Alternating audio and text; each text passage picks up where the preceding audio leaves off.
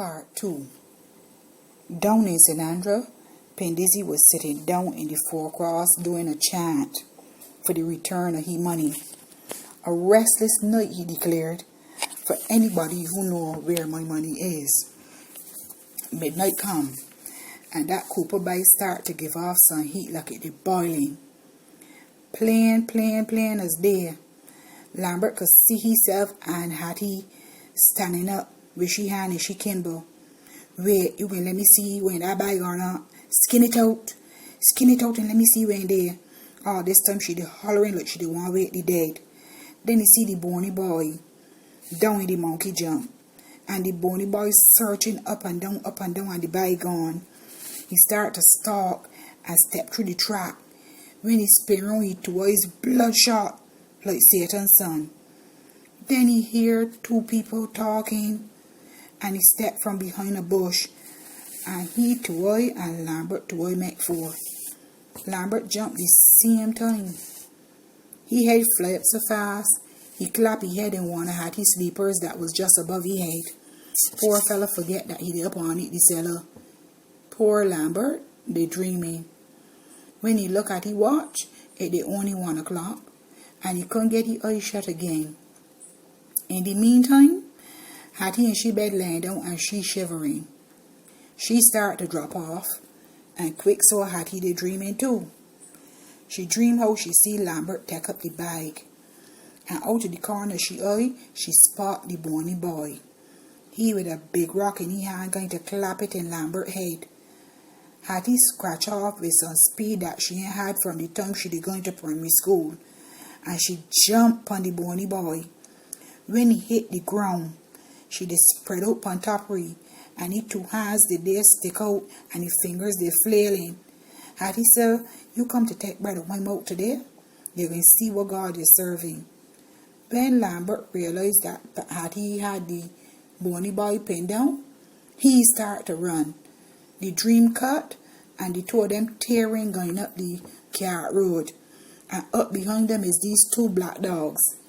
The two black dogs chasing and barking, and when one bounce out to bite off Hattie's ears, she hears she grandmother's voice. She grandmother did dead 5 years, and the grandmother shout, "Hattie!" And Hattie bound and sit right up in the bed. She did dreaming. Boy, Hattie said, something wrong with the money in this bag. The perspiration had she ladder in sweat. She sit right up and she decide she had to get out of this situation, cause something wrong with this money. Anyway, morning broke out, and PinDizzie was getting anxious. The people in Welchman Hall did tight lip. He began a little chatter here and there that a fella find the money, but nobody didn't too sure who it was. Whoever had the money was keeping it real quiet. The usual suspects, Mortimer Blackboy Bourne and Mayor's son Gregston, them didn't involve in this at all. Somebody else can pay the price. PinDizzie decide that he can make sure that the truth come out.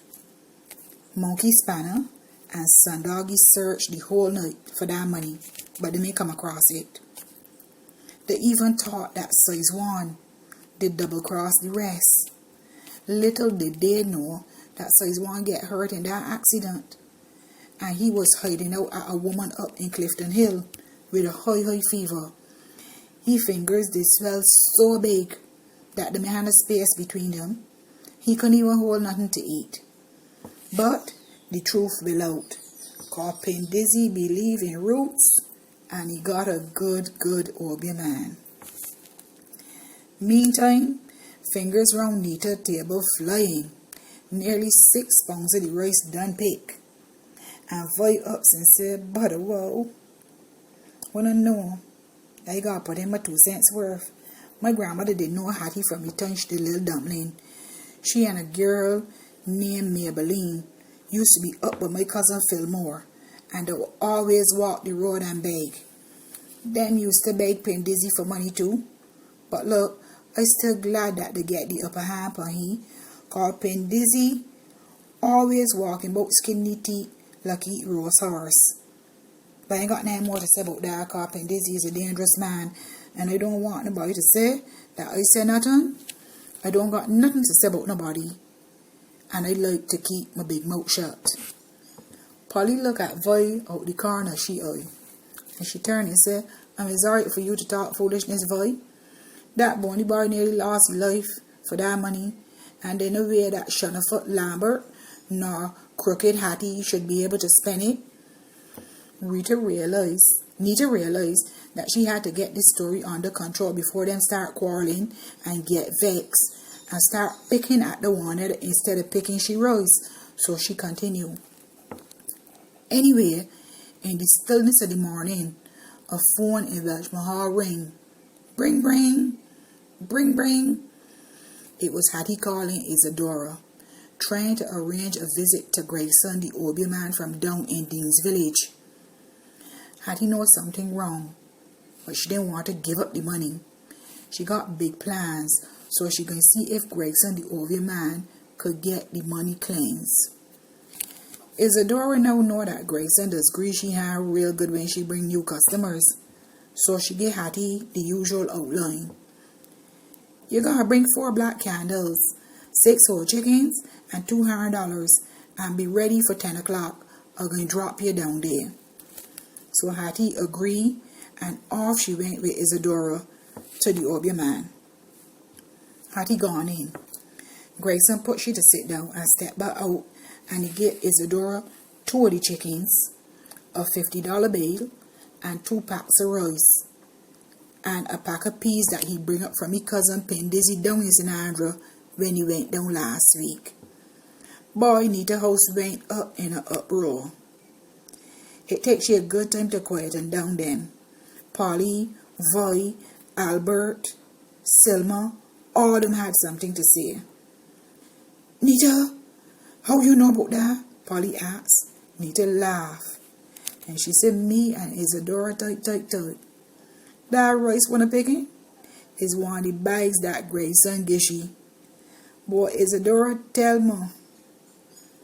Look at my crosses. Are they trying to sleep that morning and I hear the phone ringing? And I paid the money and it ring again. Well, I scramble up and I wipe the yappy out my eye. Cause I really thought that it did a real emergency and somebody want me to carry them to the hospital. You ain't gonna guess who I'm dead. I'm dead Hattie Brooms.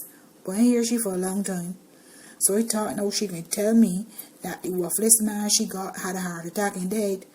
Nothing so good. But she ups and she tell me that she know I ain't gonna tell nobody. So she gonna tell me something and she want me to tell she what she should do. Well, I get suspicious and I went and I turned on my old recorder cause she ain't putting me in nothing. Anyhow, she give me the real DVD and Brooks.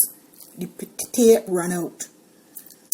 Man, I did so vexed. But when she done, she turned and asked me what I think she should do.